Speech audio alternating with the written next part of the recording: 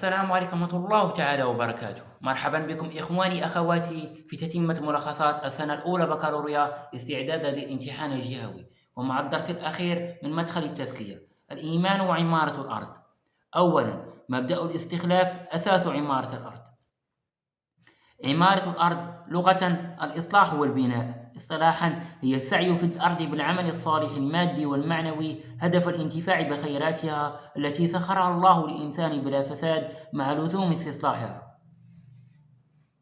الاستخلاف أساس عمارة الأرض. خلق الله الكون ثم استخلف الإنسان في الأرض لإعمارها، وعمارة الأرض هي المنظور الإسلامي يتم فيها الجمع بين الجانب المادي والجانب الأخلاقي، وذلك هو المفهوم الحقيقي للحضارة.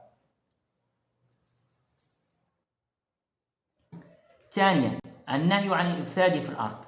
الغاية من استخلاف الأرض هي عمارتها بما يحقق النفع.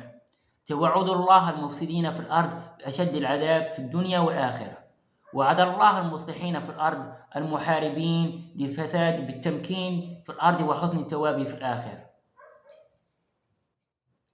ثالثا، واجب المؤمن عمارة الأرض وإصلاحها. عمارة الأرض واجب شرعي، وهو من أفضل العبادات، لأن النفع يعود على البشرية كلها، وبها تنشأ الحضارات ويسود الأمن وينتشر السلام.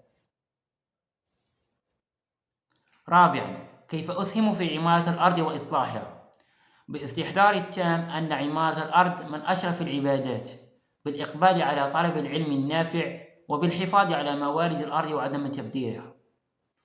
والله المستعان، والله يوفق الجميع، وشكرا لكم على حسن تتبعكم.